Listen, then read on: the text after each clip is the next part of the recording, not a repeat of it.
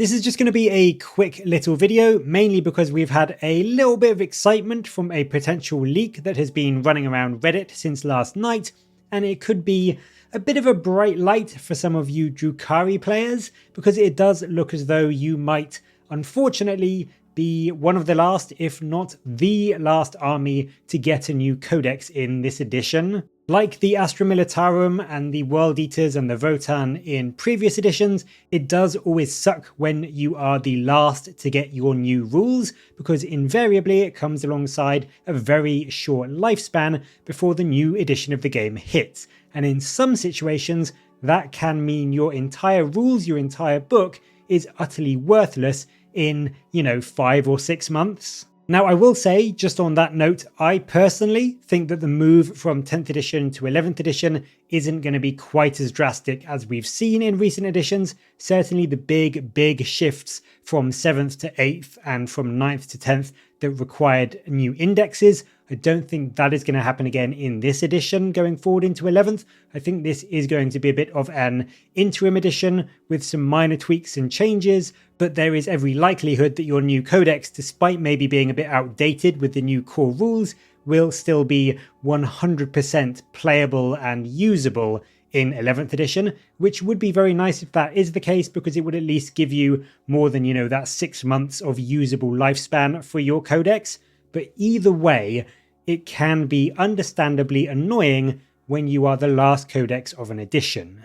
However, it does look as though there is at least something to be excited about, because on Reddit we have seen, last night it went up, there is a brand new sprue which has been leaked, which is quite clearly for the Drukhari, and you can see that on your screen now. It is a single character model with that terrifyingly jagged looking sword, a spiked fan, some very cool Drukhari-esque design on the armor and the clothing. We've got those spiky stiletto shoes, very witchy style. We've got a pretty ornate and runic base filler, which a lot of Eldari and Drukhari characters have been standing on recently. And then some fantastic, almost Calidus assassin style hair, and just all put together, this to me is very clearly a brand new Drukhari model, and it looks like this may be the new character release, or maybe one of many releases, hopefully, that are coming alongside your new codex when that comes out.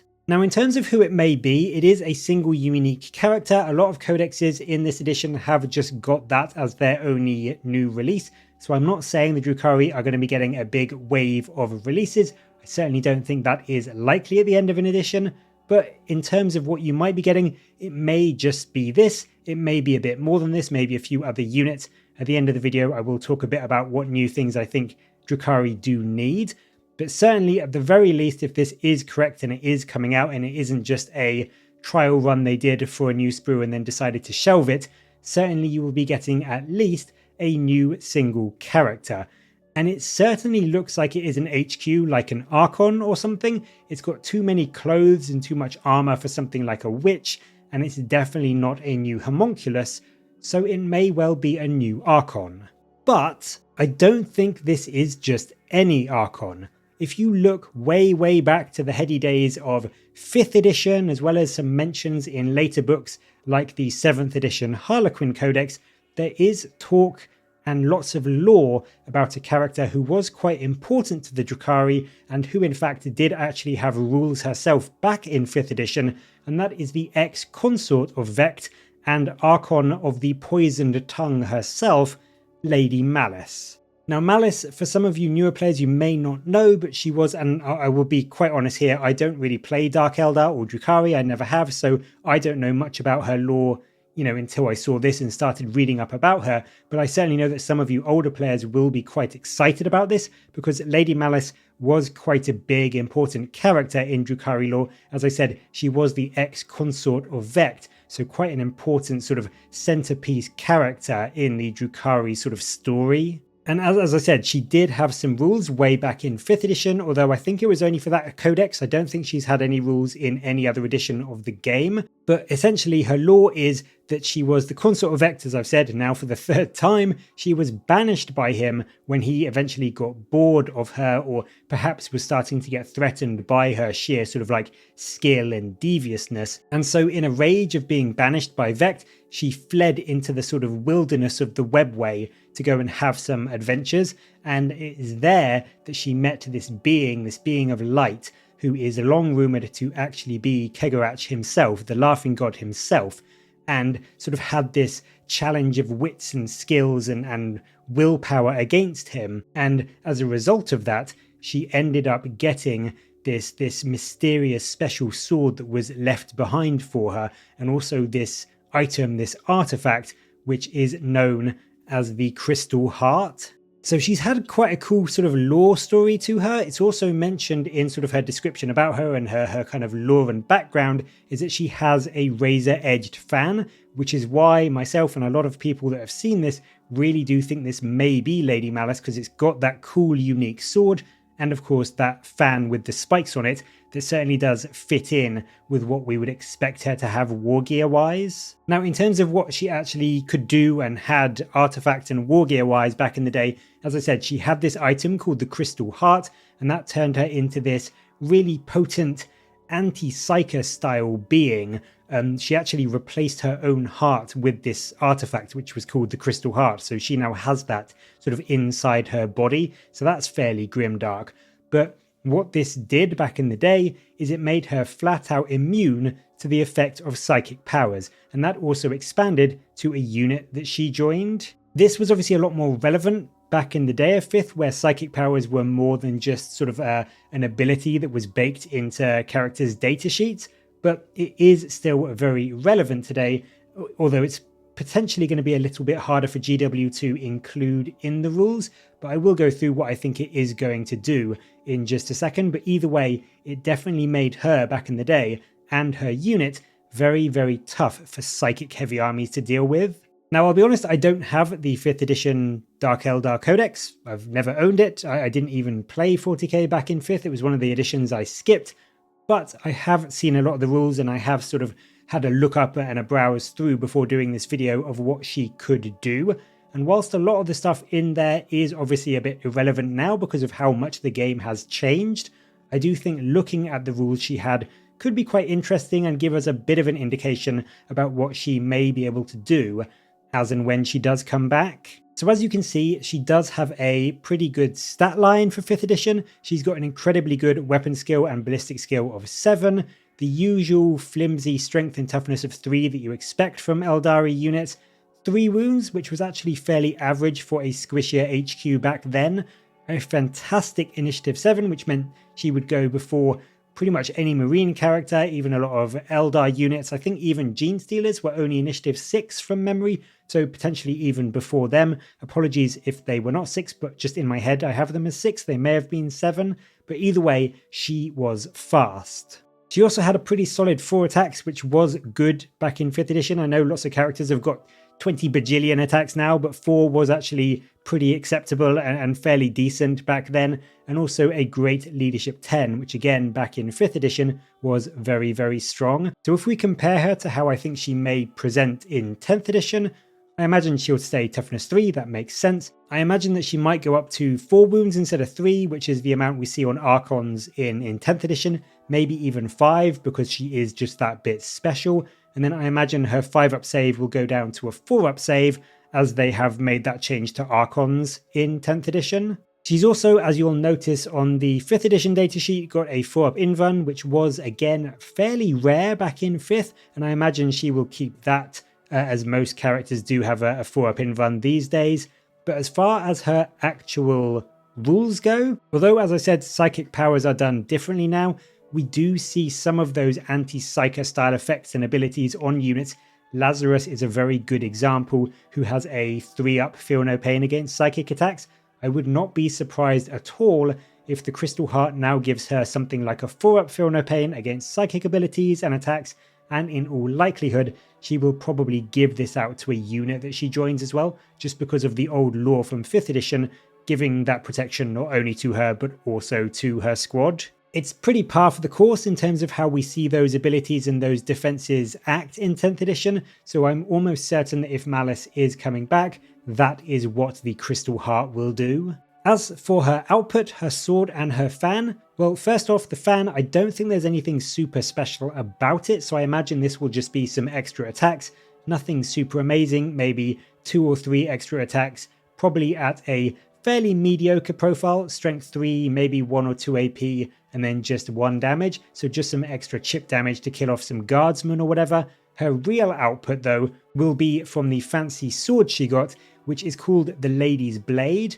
Now back in 5th edition this was a power weapon, and that meant it cuts through pretty much all armor. I think it cut through every armor in 5th edition power weapons, so it was very good AP in 10th.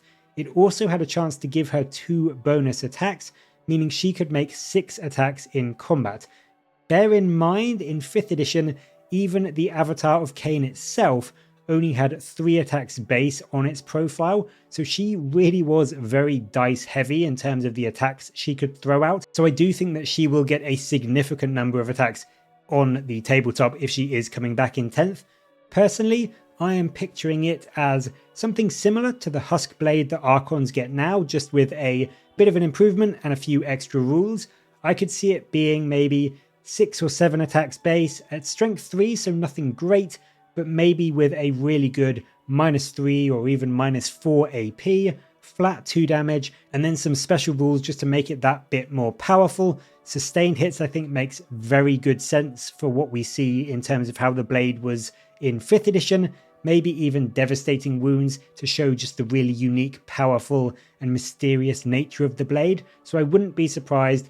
7 attacks, strength 3, -3 or -4 AP, 2 damage, sustained hits, dev wounds, or something like anti-infantry 3+ or 4+, just like the Husk Blade is now, just so she is a really good infantry killer.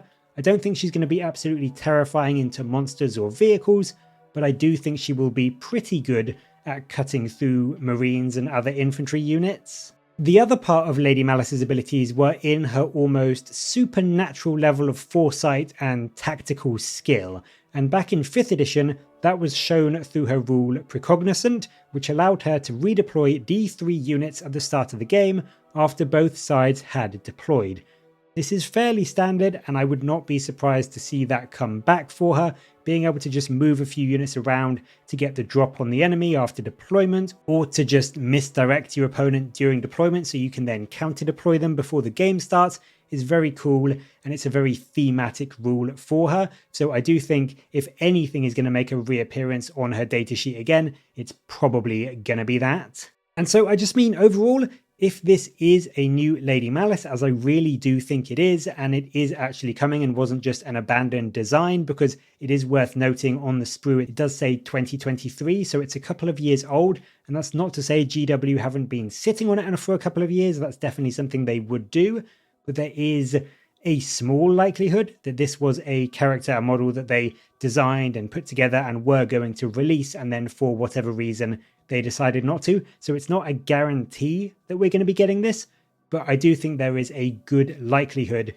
that it may be coming with the new Drukhari codex. And I think it will be a very popular one. As I said, especially for the older Drukhari players, it is a cool, prominent lore character that I think a lot of them will love to see back. Yes, it's not quite the same as getting Vect back. I know people have been clamoring for him for years and years since he got taken away from the codex, but it is a start. And I mean, Lady Malys was part of Vect's court for a while, so if she is back, you never know, Vect could be following not too far behind. I think overall she will be a not too expensive character who will essentially be fairly similar to an Archon, just a little bit killier, and with those anti-psychic and redeployment shenanigans to play around with. And I just think from looking at the sprue, she's going to be an awesome, really cool kit to put together and paint, and will just look fantastic alongside the other Drukhari units on the tabletop.